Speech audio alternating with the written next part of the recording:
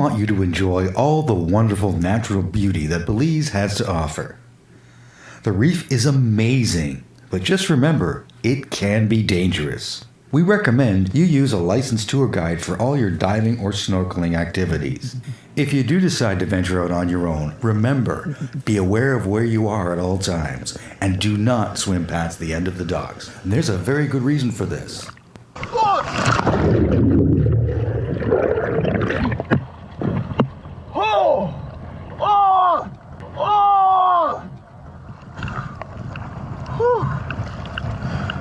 That's my fault.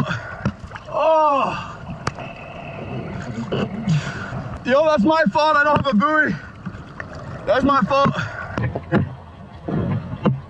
Oh!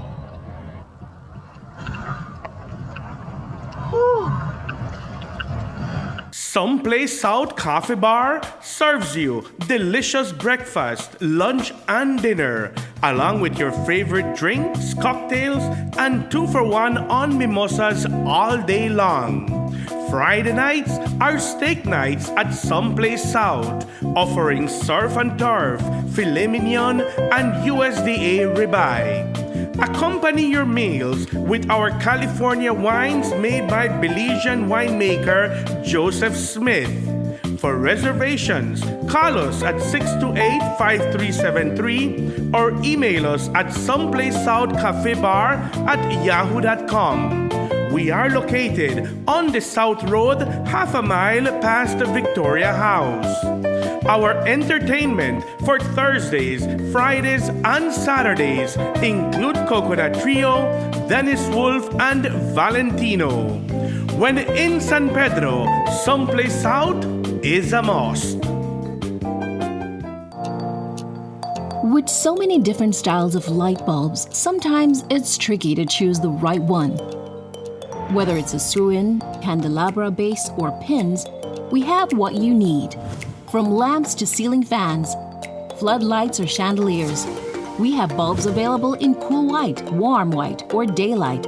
All you have to do is choose. Once you have chosen your bulb, the final choice is technology. LED technology is energy efficient, long-lasting, produces a high-quality light, and saves you money. Choose wisely and let Benny's be your one-stop for lights. Benny's, quality and saving. 4 years ago, we dreamed of a resilient Belize, but dreams alone don't save lives. Disasters strike anytime and anywhere, impacting your lives and livelihoods. The year 2024 was a year of extremes, highlighting the urgent need for Belize to remain prepared and enhance our resilience against disasters. Today, under the leadership of Honorable Andre Perez and his entire team at the Ministry of Blue Economy and Disaster Risk Management, those dreams have come to life. Under this administration, we have made monumental strides to protect and empower our people. Our departments are stronger, faster, and better equipped to safeguard Belize. The National Meteorological Service has transformed, installing 35 new weather stations across the nation. Weather forecasts are now at the municipal level, and with our new mobile app, the latest updates are right in your pocket, anytime, anywhere. Enhanced vehicle fleets ensures that critical systems remain operational when they're needed most. And the National Fire Service, we've leveled up too. 24 new recruits, 4 emergency medical technicians, a hazardous materials technician, and our very first trained paramedic have joined the team. And with 2 new ambulances and quicker dispatch using GPS coordinates to guide us directly to you, we're saving lives like never before.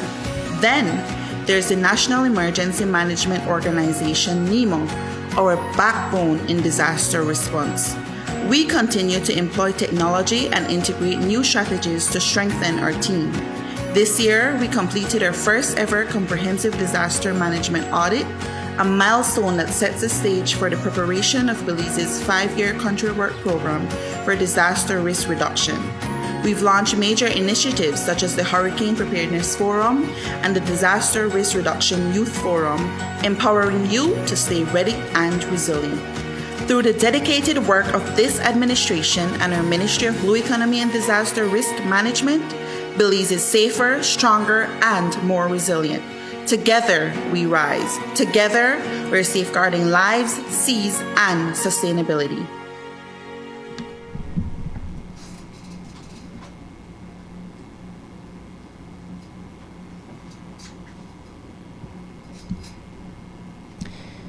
Good evening, everyone. Muy buenas tardes a todo el pueblo de San Pedro y Kickocker y a aquellos que nos están viendo por diferentes partes de su casa, el país acá. Estoy aquí para darle primeramente bienvenidas a un programa especial que he pedido de Reef TV, Reef Radio, para darme esa oportunidad para llegar a su casa a esta hora que estén descansando de salir del trabajo, para traer el mensaje que ya que estamos en el tiempo de llegando a las elecciones. Entonces quisiera primeramente empezar para extender primeramente las gracias. Muy aquí con el corazón del honor, el gratitude, como se dice en inglés, por haber ustedes dado esa oportunidad de servir a ustedes en los últimos 4 años, siendo para 5 años ya llegamos en las elecciones. Cabe mencionar que quiero dar las gracias a todos aquellos que estuvieron conmigo y siguen trabajando conmigo, el apoyo de mi staff, el apoyo en el ministerio también, y obviamente mis amigos y todos que me han apoyado siempre en las buenas y en las malas, y más que nada, que muy importante, mi familia. Y con eso, hermano, aquí llegamos, que ya estamos en los últimos quizás 2 o 3 semanas más yendo para las elecciones, y está levantando lo que es la campaña y preparándonos aquí para el siguiente 5 años, a ver quién ustedes van a elegir cuando vayamos a las urnas el 12 de marzo. Entonces, con esto quisiera empezar para llegar a sus casas un mensaje especial de parte de su representante. Claro que el primer ministro ha dicho que la Cámara de Representantes se ha hecho se ha diluido, y claro que solamente la mano ejecutivo del gobierno está activo, que viene siendo los ministros y el primer ministro. Y su humilde servidor también es parte de ese gabinete, y también sigo sirviendo como el ministro de la Economía Azul y el Disaster Risk Management. Pero esta noche, aparte de que solo intento llegar a extender las gracias, quisiera reflexionar en los últimos 4 años los trabajos que hemos hecho, y también quizás recurrir a la empezada en noviembre de 2020. Me acuerdo muy bien cuando fue la primera sesión de gabinete que se hizo en aquellos tiempos. Era una sesión de emergencia que llamó el primer ministro, a donde se discutió. Entonces se invitó al gobernador del Banco Central de Belize, se invitó al secretario financiero del Ministerio de Finanzas, se invitó al ministro de Defensas, el general de Defensa del BDF, el de Policía también. Todos llegaron a darnos un reporte del estado de nuestra nación. Lo más importante en aquellos tiempos era el reporte de las finanzas. Me acuerdo muy bien que la pregunta lo hizo el primer ministro diciendo, ¿qué tan malo estamos con nuestra economía? Y entonces dice, sé que estamos aquí caer de la montaña, como dice, del cliff, ¿no? Que vamos a caer. Entonces el Financial Secretary le dijo al primer ministro, no está a punto de caer, ya estamos cayendo. Estamos a medio camino, a punto de caer en tierra firme. Entonces se necesita una paracaída, dice, urgentemente. ¿Y qué es la paracaída? Esa fue la respuesta, para decirles la emergencia, lo urgente que este país estaba en la crisis que estábamos enfrentando. No olvidemos eso. Son aquellos tiempos el primer ministro nos dijo, ¿sabes qué? Aquí nosotros como un equipo tenemos que enrollar nuestras camisas. Aquí no hay tiempo ni para llorar o lamentar o poner dedos a echar culpa. Era perder tiempo. Teníamos que hacer algo urgentemente. Esa fue la trayectoria que empezó el gobierno de este Partido Unido del Pueblo con esa crisis en noviembre 2020. Entramos en 2021. En marzo de ese año hubo las elecciones del municipio, de municipalidad, y entró el PUP con el Mayor Wally y su equipo. Ganaron también, igual como yo gané en noviembre, ganamos en un landslide para mandarle mandato al pueblo que ya querían el cambio también. Ahí también conseguimos el segundo golpe especialmente aquí en San Pedro. El golpe de las finanzas de esa municipalidad, de nuestro ayuntamiento, que también estaba horrible.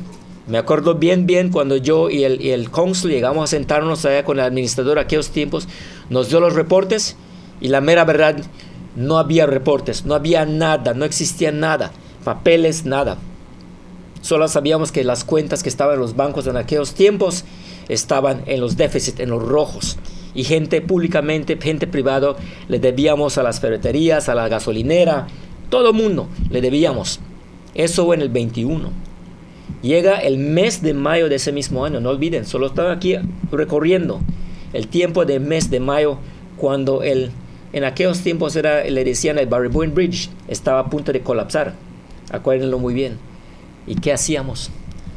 El concilio, nosotros estamos en crisis y ahorita se está derrumbando más que otra cosa el puente. Se tuvo que hacer un puente prestando dinero, que tengan la fe, la confianza en nosotros, darle la oportunidad, y así empezamos. Eso fue el 21. Al mismo tiempo teníamos la economía para rescatar, teníamos muchas cosas para hacer. Gracias a este gobierno, gracias al primer ministro, entró lo que es el Blue Bonds de $500 millones de préstamo para hacer unos cambios y ajustar. Y su servidor, ministro de la Economía Azul, se puso la responsabilidad de hacer esos commitments para hacerlo, para poder pagar este $500 million que teníamos. Entonces nuestro ministerio se encargó de hacer las metas para lograr, para que podamos volver a pagar ese $500 millones. Entonces ahí empezamos, ahí es donde empezamos a levantar, empezamos a poner dinero para levantar la economía, y también ustedes formaron parte de esa economía, esa máquina que empezó a levantar, que es el turismo, lo que fue San Pedro, lo que fue Kikaca, y seguimos siendo eso.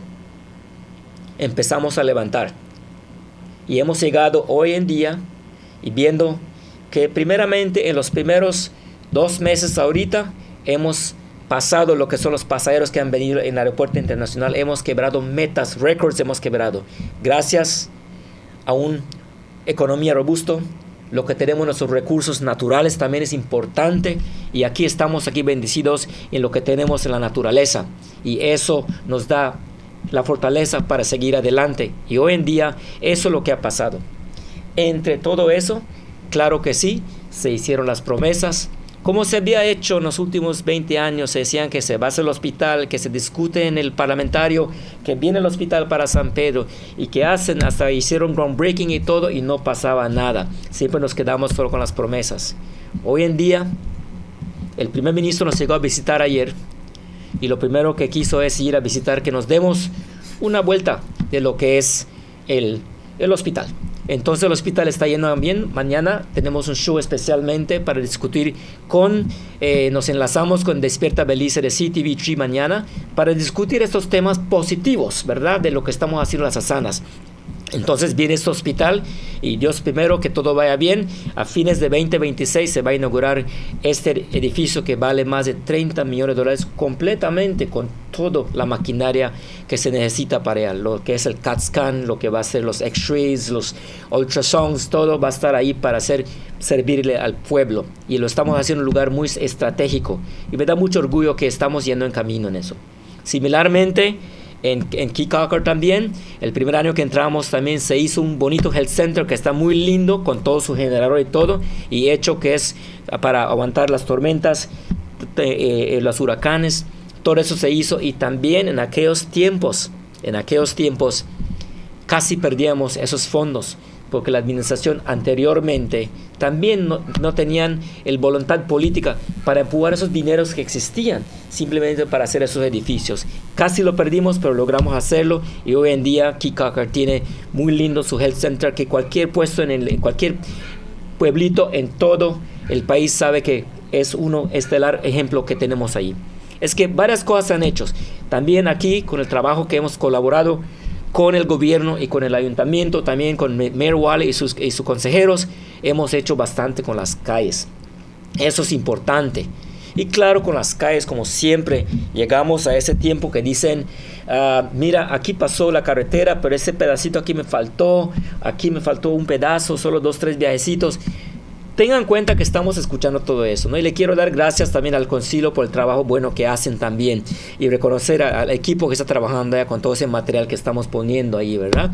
Entonces eso le decimos gracias a todo el equipo del concilio y también el trabajo que hace el mayor con todo su concilio y su equipo que tiene ahí. Es que muchísimas gracias. Pero en todo eso hay algo importante que yo vengo a compartir con ustedes.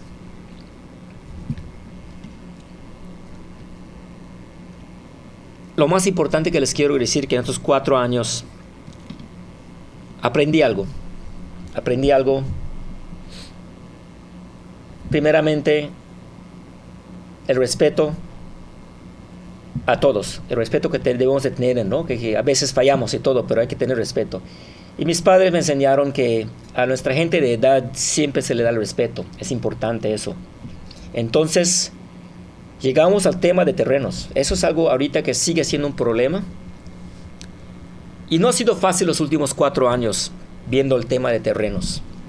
Porque en realidad, ustedes los beliceños, ustedes los residentes de esta isla y los de Caye Caulker también, todos ustedes, esa nueva generación, me estoy dirigiendo la palabra a la nueva generación que están escuchando, aquellos que ya tienen 18 años, 25 años, quizás hasta 30 años, que nunca han podido tener un terrenito. No han podido tener y merecen tener un terreno. Ha sido mucha parte de mi energía haciendo mi trabajo ha sido viendo de terrenos. No ha sido fácil. Y lo digo porque esa limpieza que empezamos a hacer no ha sido fácil y aún estamos siguiendo limpiando. Pero ¿por qué seguimos limpiando? ¿Y por qué hay tanta corrupción? ¿Por qué hay tantos bochornos? ¿Por qué tanta gente se llegaron con tanto terreno? ¿Por qué? Esas preguntas yo lo hacía. Y yo quería brincar y a criticar y a llevar gente que han hecho mal a este pueblo y a Caye Caulker, ver cómo buscar opciones legales para ver cómo podemos recobrar parte de esos terrenos que lo estamos haciendo, ¿verdad? Pero hoy en día, este ha sido mi meta más fuerte. The biggest challenge I have. The biggest challenge I've had. I've been able to do the work for people, to work for my ministry, to work for my people having dialysis, rise to the occasion to assist them, education, sports, we've done all about these things. But the number one challenge that I end up having to struggle with, and it's the truth for Caye Caulker and San Pedro, is land. Land remains a scarce commodity here in San Pedro and Caye Caulker. In fact, Caye Caulker is even worse. There is no land there, except for some reserve lands that we may have to do something with that, but I cannot promise that because there's legal implications there. And so today, I realize that I had no time in the last 4 years to blame, to criticize. I would be wasting my time. It was futile for me. And I said, let's get to work. Let's start to do the cleanup. Let's identify any available lot around there to give to our people. And literally, and I've said it before in different shows, that I've been scavenging. Like one of those dogs on the trash can finding a piece of bone or some crumbs. That has been the hallmark of my service to you for getting lands to our people. And it's not been easy to get these different little spots around the place there to see if I can spare someone. But among those, I have in my possession at least over 150 receipts of those people who wanted and desired a piece of land, who believed that they could get a piece of land, who trusted their leader, their representative, that they would get a land. They went of their hard work, earned money of $550 in the hope of getting the land. And when the government changed, these people thought they had lands, and they came to our offices. That was the first thing I remember entering in my office, all those receipts that came, and I have them documented. That was way back in 2020 and 2021, and we kept on getting some of them.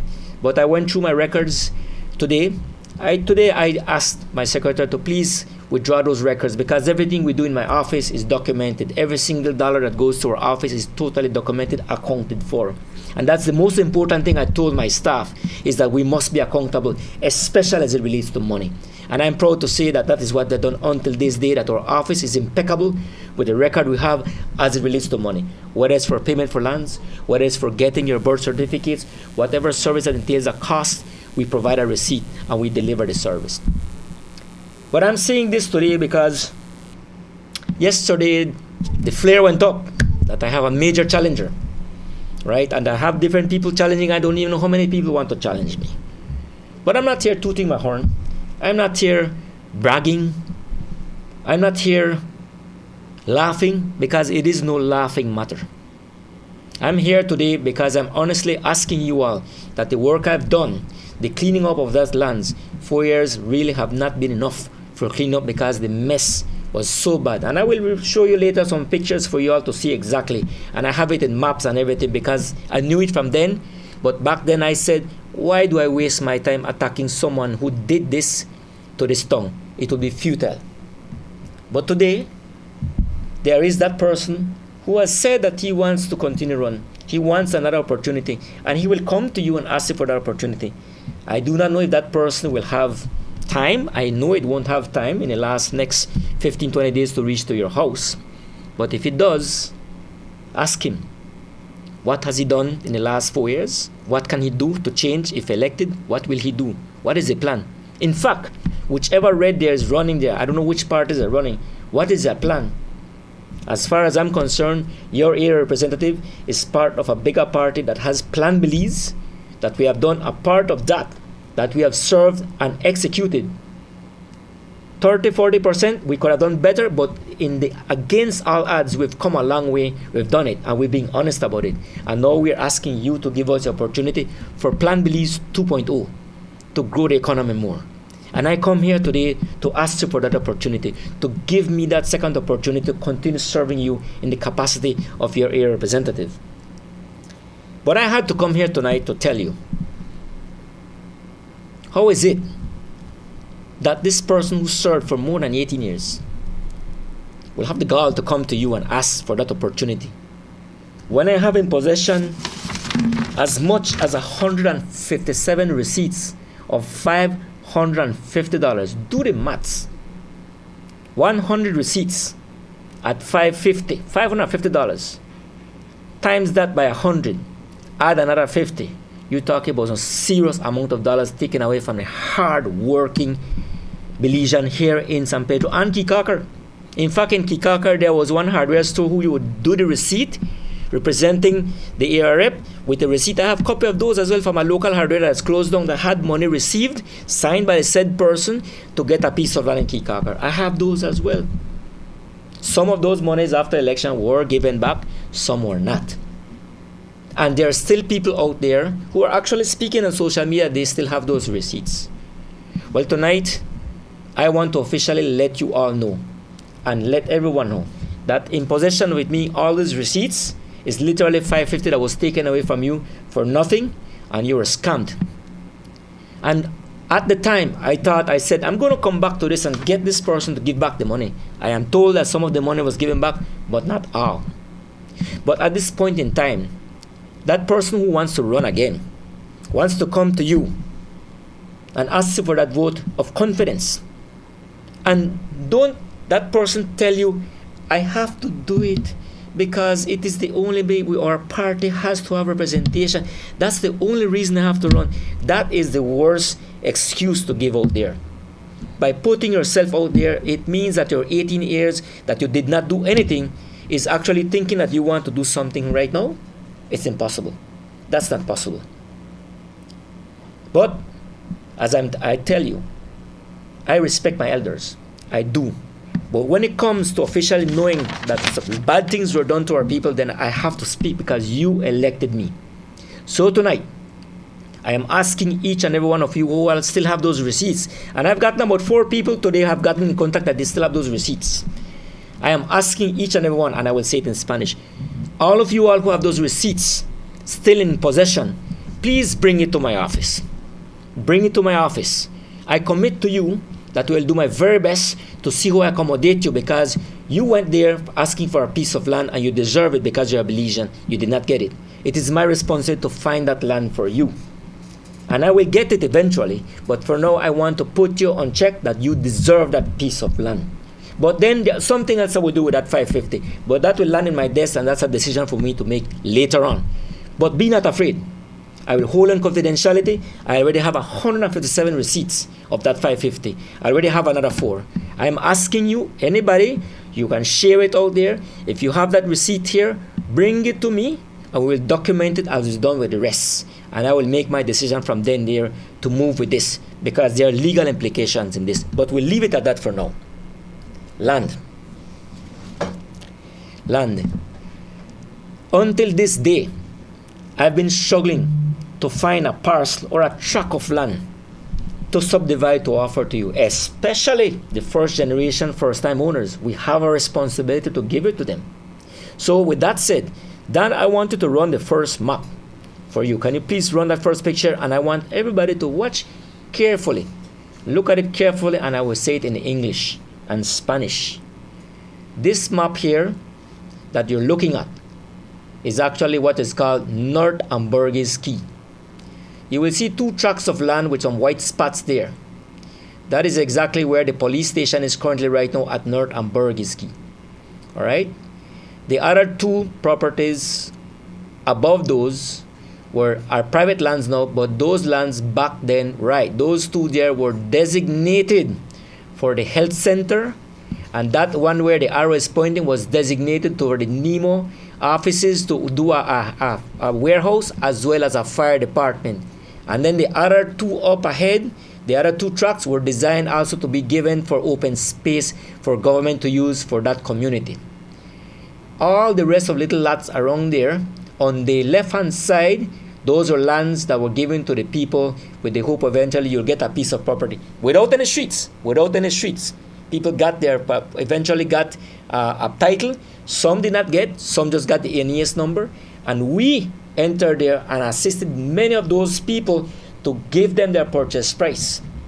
Bear in mind that while I'm trying to assist the people, there are unscrupulous people working as well, and continue until this day, trying and have connections in lands, identifying these available lots and coming to them and selling them $10,000, $15,000. I want to tell each and every one of you, be wary of these people come and sell you and offering you land that they can sell, forget it for you. I can get it for lands department for $10,000 and you pay $5,000.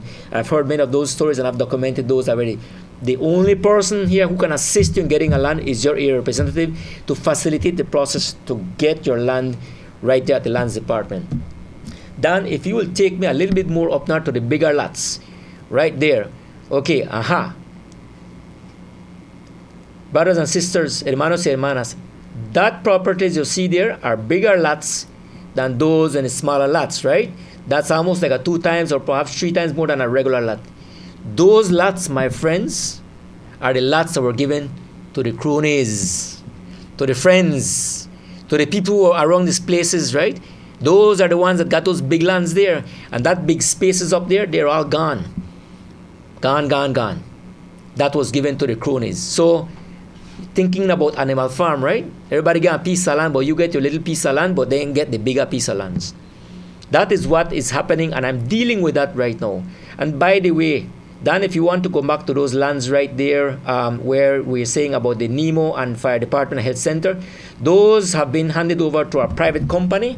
And if I click on those and everything, they were all given, guess what month, ladies and gentlemen? I can show you the proof of each one of them. It was sold on October 2020, the month before the election. They were gone. Only the 2 places that were for the school were left. They all went into private hands, and it's now companies. I am telling you that right now I am actively working with the Deputy Prime Minister and the Prime Minister that we must get back these lands. Sadly, we can't get it back, of course, because it's for public purposes, but these people who own it will have to be compensated, because we live in a country that is of laws, that we respect people. Despite you have a title, you have claim to it. And that is democracy, but we have to take it back. And I'm doing my very best to do that. One more important thing here. Then if you will go to the left to see those big tract of lands where the quarry is, more up there, more on the big tracts. Aha. Now all those tracts of lands there, there's almost, I believe it's over 300 acres or maybe more, combine all of those. Going to a company with the families, with everybody having owning to it. And those lands are prime lands. Those lands went to a family and that formed companies. But I want to share with you that as of today, ever since I've done that, and I want to make it public, that we have placed a caution on those lands. In other words, the said owners cannot sell those lands. Those lands, we are working, we are seeking the legal advice from the legal counsel from the lands department, and it is my goal to secure back those lands, to give back to our people. And that is what I'm working for. And I've been told that there is opportunities that perhaps it can come back to the hands of the people of this town. So I'm working and keeping my fingers crossed that we can do that to bring it back to our people. Because simply put, if you look at the map, there really is no land to give to our people. If I can get those, certainly I can subdivide and get as much as 700-800 lots there. It will be one of the beautiful things to do right now. But sadly, I want to let you know that those lands were sold just the years before the elections came by. And that is the reality. That is the reality that I'm struggling with. Maybe perhaps I might be held responsible for not bringing to light later on or earlier before. I did not. Maybe I stand to accept that I should have made it a big time. But when you have this person thinking that wants a second opportunity to come back because he has a responsibility to a political party to represent, man, please, I want you all to think, ladies and gentlemen, how is it possible? How is it possible you want to come and ask for that opportunity with these lands? This is the situation here, my friends. This is the situation. So right now, Dan, can we go to the second picture there? That is the area to have more clearer look at it. You know where the quarry is, of course, that is no longer, it's useless, but the other lands there are the ones that we're looking at. And these were all sold to what it says they are cronies. They were all sold when those lands could have been subdivided to given to our people. If we have done that, right now we have a lot of people who have homes right now. Right now, thanks to the town council and ourselves, we've been opening up streets because many people in those lands there, my brothers and sisters, I will tell you, a lot of them don't sell the lands. I help people get their titles. When I get their titles, a person comes with a authority to collect the title for that person. It's simply because they have sold it, because they lost hope. They only have the land, they didn't have the streets. So we are saying that we are going to give lands to our people. We have to put the infrastructure. We have to put the streets. And these people here are doing their very best. And I tip my hats to these people. I tip my hats to them that against all odds, they're able to still build their homes and reach there. It's really admirable that they have no water, no electricity, but we have to make streets, and we are doing it. So it was irresponsible to give lands without any streets. And today, right now, we are focusing on opening the streets, and that is what we're doing right now, getting streets in the North Ambergis-Key. Yes, in San Pedro, and the town itself is very urgent, but in that area, we have to give these people an opportunity to open up the streets for them. So that is important there, my friends, and that is what has been a struggle. Thankfully, we do have natural resources here. We do have the quarries that we can get the material, because if we did not have the material here on Ambergis-Key, we'd be talking about having the cost of a load of material would be costing 5-6 times more for every load that we have here on this island. So we're very thankful that we have natural resources. And yes, we have that issue with the traffic and the trucks and everything. But again, the agreement with these people is that they supply us with the material as much that the council needs for the streets. And also, we want to let you know that one of the reasons we're able to pave the streets so much in such a fast time was because the access of the white mall that was able to do the streets, to pat it down, to have the streets done. And that's a big gain for us right there. But this is the reality, my friends. This is what we are looking at. And tonight, I really want to share that with you and reach out to you all, that this is what we are up against with what we are trying to solve. But I commit to you. Dan, if you can go to that picture, I think there's a third picture there for me. Right, okay. Another one there for me, please. The other one, well, those are all private lands on the seaside. That's a long time gone, right? But just beyond that, we're talking about just reaching out to those lands that is called the what's not really Beltrade, but up there, I've acquired a tract of land. It is being surveyed right now. I will be able to take out as much as I believe 800 lots. I'm working on it. It is being surveyed as I speak to you, and I commit to you that those 800 lots I'm going is going to be to the first-time owners. I promise you that the younger generation who deserve a piece of land, the only disadvantage, and I want to let you know, it is going to be a distance away. But as I speak to you, we are doing the map to do the road, and actually there's no road up there. Every road, when you're reaching all the way to Tranquility or all the way to Margaritaville, you do have to drive through private lands to get there. So in other words, all those lands we're giving out without even consideration for the roads. So right now, surveyors from the lands department, they have mapped out a street that reaches all the way, officially, all the way to Margaritaville. So with that road, it will be passing right in the middle of those main roads there. So those people of lands there will have access to a main road there. But I'm saying this is because I will have to go through, we are going through almost 5 or 6 private properties where we'll have to take a piece of their land for the road to go. It's been mapped out already, and yes, we have to acquire for public purposes. The law allows us to, once it's for public purposes, we can acquire those lands. But of course, we have to compensate these people who own the lands. But in the name of progress and development, we are opening a road to give to our people there.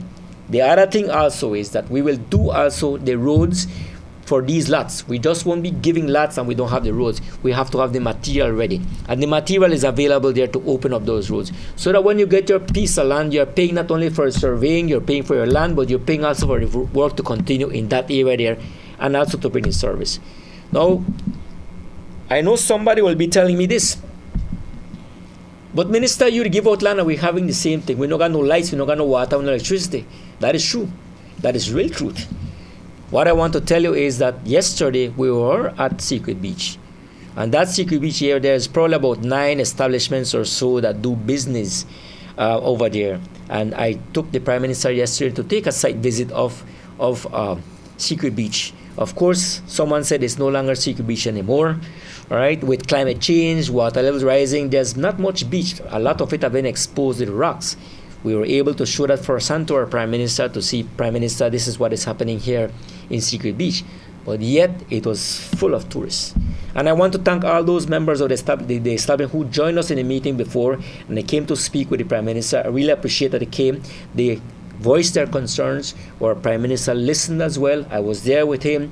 He understood what is the urgency behind not only the roads, but also the urgency of electricity and water and the sewer system. And so with that said, remember we're talking about the blue cities that is coming in, that involves San Pedro and Belize City and Punta Gorda, where the funding is coming from IDB, and a big chunk of that funding will be for the development of up north for all the infrastructure, including a sewer system.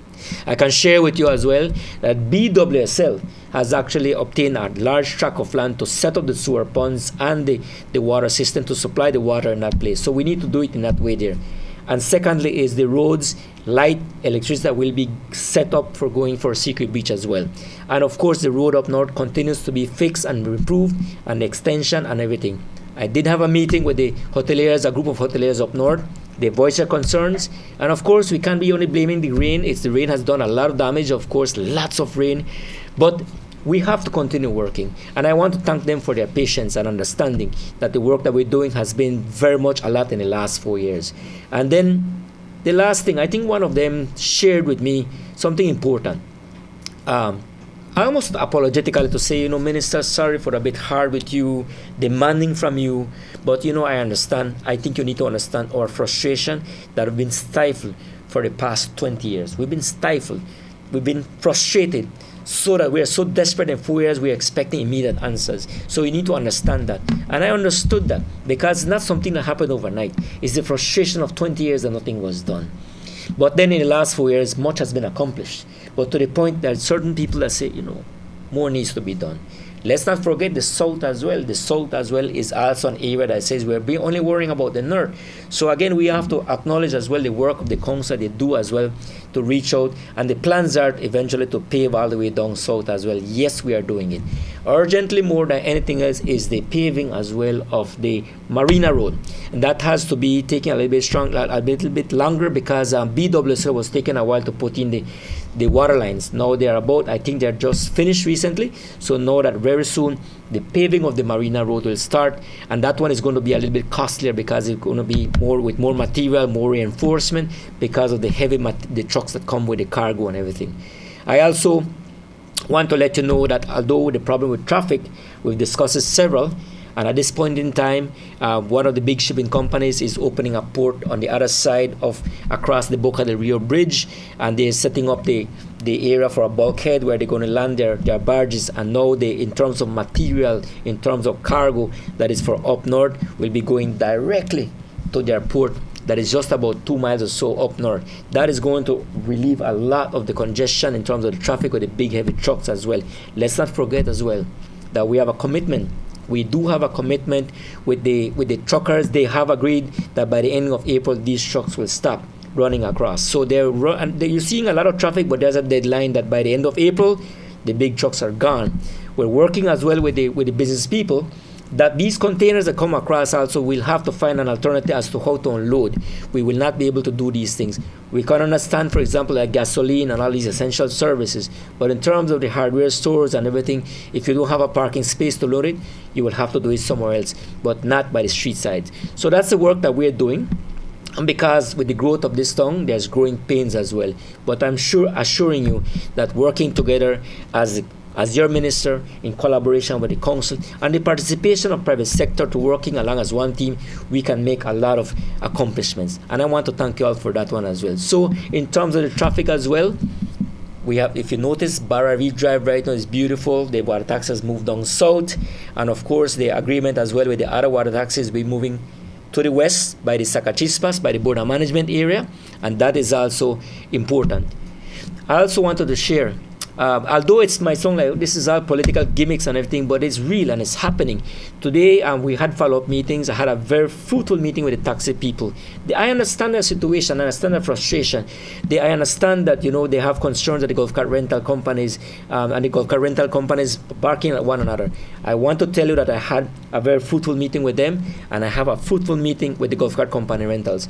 We are coming up with a mutual agreement to plan it out and use the pilot project of the San Pedro Water Taxi Express, how we can work together to have an area designated for taxis and an area designated for golf cart rentals to avoid all of that parking on the main street. And it's being organized. So all parties have agreed, and it is my job and the mayor to come to the table last time, to come to the agreements and to sign an understanding, a MOU if you want to call it, an agreement that is binding, that where the golf cart companies are going to agree to, the taxi federation is going to agree to, the owner of the water taxi, the water taxi are going to be part of it, the council, myself, and the traffic committee, which will be the chairman, forming it. When we come to an agreement, we all agree to what is going to be the rules and regulations. But this is really in keeping of providing the service for our passengers, but at the same time that everyone wins, because the taximan, that's his bread and butter. That's how he survives. Esa es su entrada de ingresos. The golf cart companies also, they are there to make business. And of course, last but not least, we do not want our passengers to lose that touristic experience of coming here. They want to have a golf cart rental or want to drive around with a golf cart. All of these things will have to be looked at. So it's finding that balance. It is my job, it is my responsibility to bring parties together for us to move forward. And that was how it was today, having meetings after meetings to plan it out, to ready to execute. Make the plan and eventually implement it. It will be my job to see that everything runs into place. So, my friends, much has been done. Another 5 years I ask from you, because in the last 4 years, other than trying to do the work, I had to do the cleanup. I had to do the mess cleaning. Not only with lands, the giving of land, selling off cheaply, the council that was in a mess. Despite all of that, the mayor and I had to sit down and see what can we do. I remember trying to sort out things. But it's the faith in San Pedro and Kikaker of the power of this economy. It's in that doing that people are able to give us that vote of confidence. They will lend you money because you have the ability to pay back. All you need to do is get your act together. Put a good accounting system, good administration, good management.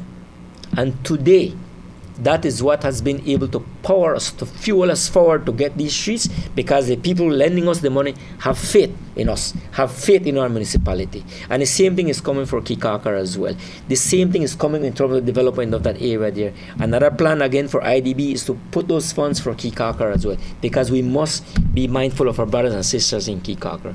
So with that said, I want to make that clear to you all, that whenever that time comes and see that person wants to ask for that vote of confidence, I'm not laughing at him.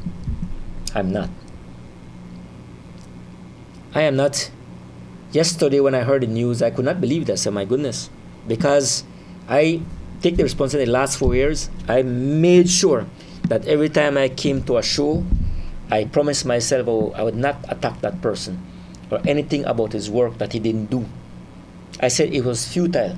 What do I gain to criticize this person, to attack him in that kind of way? It's worthless. That's waste of energy when I have so much work in front of me to do, the cleanup that continues till this day. I want to tell you something as well. I still get people with their NESs, their papers, they come, and I say, well, I have this land right there where I get, but nothing was done with it. Nothing was done, and it got cancelled, someone else got it. That is why this time, whenever I start to give out these lands, when I call you up and says, come, let's go, because we're going to lands department with my team, make sure you have your payment. They will give you to make your payment. But my commitment to you is, it's not for survey fees. You will pay a part for the survey fees, but I am guaranteeing you that when you make that payment, we'll go to lands, and the next time we come back, I have that purchase price for you with your name, and you made a down payment towards your land. Then you can say, I have a piece of property, even though you still have a balance to pay, but then it is yours. And the government can change, and they cannot take away that land. That is the commitment I make to you, and that is how it should have been done a long time. I was never done. It was never done. And I made that promise, and I make it to you today again, and I told my staff, I will never ever do that, to tell people, pay me some money, let me go and survey. I am telling you that I've committed myself to survey those lands without asking a penny from you. In the end, I've said it before, when all that is finished, for all the fees that we're doing, the surveying, and it's being slow and tedious, and of course all the travels that we have to make to lands, to make these mappings and go there, it costs money to take that team. They have to fly out to drive out. We're putting all those expenses in our accounting system to quantify that figure. And when we do that, we'll officially divide it up equally amongst everybody there, and including that we make commitment to make that road for you. Because again, we cannot give you a piece of land and you cannot do it. Sadly, that is what many people have done. Sell their lands because they had no choice. They had no choice. At first, I was upset. We work hard to get this person to get this piece of it's actually somebody that got a land or a piece of property in their name from the previous administration. We did not cancel it. I said, it's yours. You have one land, I will push it for you. Right? And by the time I come and I get the land to the title, it's sold. And don't forget as well, that many people, lots of Coneys got lots of lands that every now and again you see on social media for sale. Inbox me, message me. These are lands that they have in their pockets. Sell one piece of land, got money, they could spend it. When I run broke, have a next piece of land, sell it. That's what they're doing and waiting for government to change, so when they come back in, they continue eating. So right now they're holding it and selling it one by one. Lots of Coneys doing that, my brothers and sisters. Don't forget that. That is why when somebody is selling out something there, be wary about it. Be careful. Because some of those things are already in court already. People have come to me that somebody's chanced them with some money. I told them, take them to court. Because they have signed it. I've seen it. There are very unscrupulous people out there selling land, saying, I have connections in land. Be careful. Because I've heard the stories many, many times. So again, letting you know and assuring you all, when it pertains to lands, I am not saying I'm the authority, but I am saying that as your elected representative, I am the person who can facilitate that process with my team to go to lands and do the work for you. And you can trust me and you can trust my staff that we work diligently for you. That when we go to lands, we always come back with something in our hands to provide for our people. The amount is a lot. So be patient, but it's coming. Every time we go, every week we go to lands, we do it the right way with establish a smooth working relationship with the lands department. They receive us. They know that we know our work, what we're doing, and it's been an experience. And I want to thank again the staff that does that great work there. Everybody who does their work, the preparations.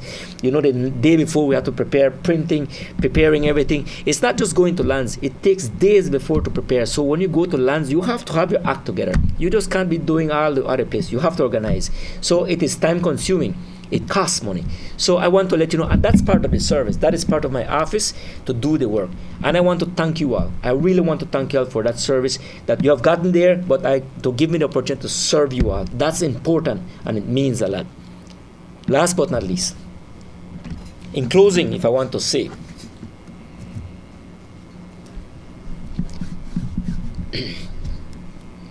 it's a bit difficult, but I've said it in public a couple of times. There is one single moment in my time serving you as your Arab. There is one single moment that I realized the support of you, how much it meant, and the value it was. That came that day when there was a massive demonstration done here in this island about 2 years ago.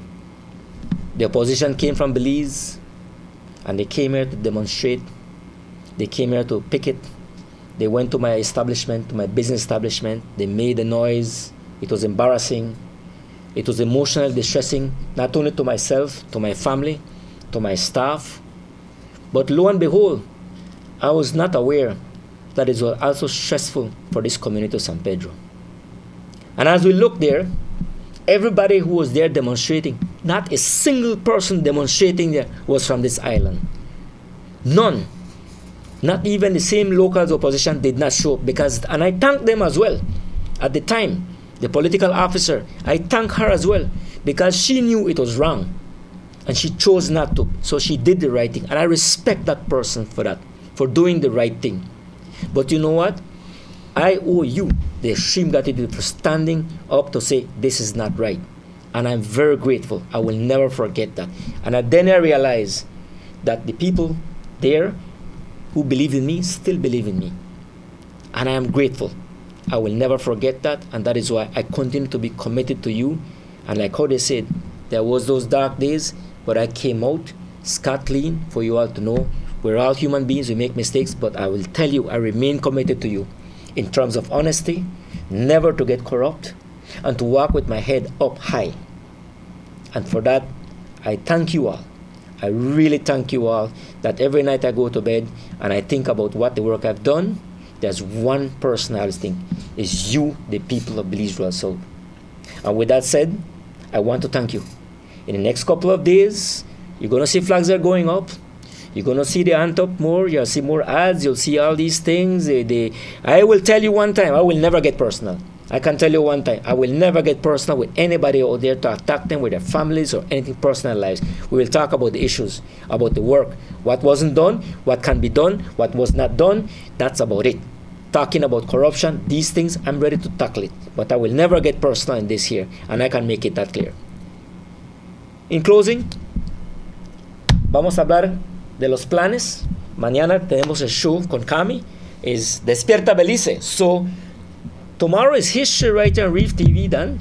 Tomorrow is history because we are tag teaming. We are co-hosting. We're going to have Aiden tomorrow along with Kami, the famous personality from Orinja and Corozal from CTV3. They have a very popular show, Despierta Belize Mañana, and they will be here beaming, transmitting live not only to San Pedro and Kikaka but across the whole country. It's a very popular show. So tomorrow, Reef TV will be reaching out to across the north and across this country, and the first time the Despierta Belize travels to a different place to a studio, so it's historical as well and a special day.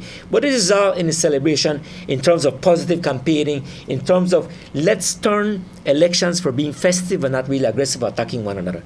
And then of course on Sunday I'll be having a meeting with the Kikaka team there to plan for the big day. The big day Monday is actually nomination day. And yours truly will be preparing to go 10 o'clock in the morning to put my name with my 6 persons to endorse me. That is Monday. And then we are going to have a special event on Friday at Boca del Rio, which is going to be a pre-election rally whereby the entire country will be coming, the Prime Minister, everybody. We're going to have a stage set up there. That is going to be Friday night. And that weekend actually is the 3-day weekend for the Sunday, where the 7th of March, where we'll be doing actually the special Sunday. We're planning out, we're tag teaming with the council and with the sports over there to make the volleyball tournament for the Sunday. It's going to be un día de domingo en Boca del Río. Ya estamos comunicándonos con los hermanos de Kikaker. They have a formidable beach volleyball teams over there. They're going to be coming to challenge our people here in the volleyball beach tournaments here in San Pedro. We plan to make a kayak race on Sunday as well. That's on a Sunday. So it's going to be an all-day thing, festive sports to get our people going, and there won't be any talking. It's just us having fun to invite everybody to spend, since a 3-day weekend, we can have relaxation and then rest on Monday, because it is going to be a holiday on Monday. So we rest on Monday and we prepare for the big day, which is Wednesday, March 12th. It is also going to be a holiday. I know, some of you don't like to hear too much holidays, especially in the tourism sector. They don't like to hear too much holidays, and I agree. But sadly, that is what happens in Cabinet. It's done by consensus. What is the agreement? We must support. While yours truly may not be happy about it as well, but in the end, Cabinet comes with a consensus agreement, and we must support. And that's the situation. So we have our plan taken out, and I want to assure you as well, I'm available. You all have my number. I have not changed it. You can message me. I will not respond to you immediately, sometimes in a meeting or so, but I promise you that I will respond as always, as I've done, to respond back to you. Once it's about after 6:30, it's normally arrested, because it's time again to spend time with my family as well. So, but I do appreciate your messages at all times, your phone calls. I try to return them, but that's the work of yours truly, your area representatives. So in closing, I want to thank Reef TV again for giving me the opportunity to be here. Estamos aquí listos, las manos enredadas aquí. Yours truly, I'm a seasoned politician. I've been through the mill. I've been through those losses. We stuck there. I want to thank all those people there, those PUPs who never gave up. Recognize all of them who stood there with us and still are with us. Back in 2008, 2010, 2011, 2012, when our party was about to collapse, but we never got to the level where the opposition is at right now. Never, ever. We had our pride, we held on to it, and we worked our way back. And today, the People's United Party under Prime Minister John Briceño, yours truly representative forming part of that cabinet, is the best government ever in the history of this modern Belize. And yours truly is part of their cabinet. Your representative is part of that historical cabinet. And we're asking for that second opportunity to continue the work. Plan Belize 2.2. With that said, I said, muchísimas gracias. Ahí nos vemos mañana aquí en Reef TV a las 7 de la mañana. Gracias. Honorable Andre Perez and his team continues to work diligently with partners to implement innovative solutions to protect our coral reefs, mangroves, a diverse range of fish species, and seagrass beds. By integrating climate resilience into our coastal zone and fisheries sector, we're ensuring the long-term sustainability of blue-based industries, the protection of essential marine ecosystems, and the source of revenue for our coastal communities. The blue economy is more than just policy. It's progress. It's sustainability. It's the promise of a brighter future for all Belizeans. Together, we're charting a new course, because with vision, commitment, and action, the sky is the limit, and the sea is our greatest ally. The Ministry of Blue Economy and Disaster Risk Management, safeguarding lives, seas, and sustainability.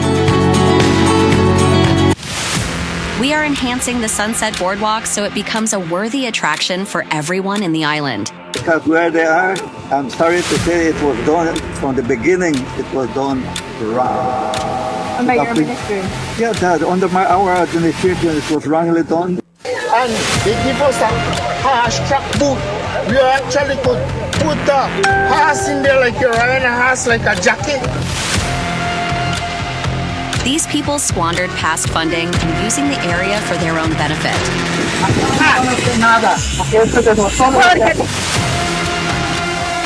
You think these people care about the trees? Look at all this land they took when they were in power. Acres and acres of mangroves and lagoon. They don't care about the people in the island. They don't care about... 4 years ago, Belize's blue economy was a vision. a dream waiting to be realized. It was an untapped resource with immense potential, but lacked the leadership and strategy to truly thrive. Today,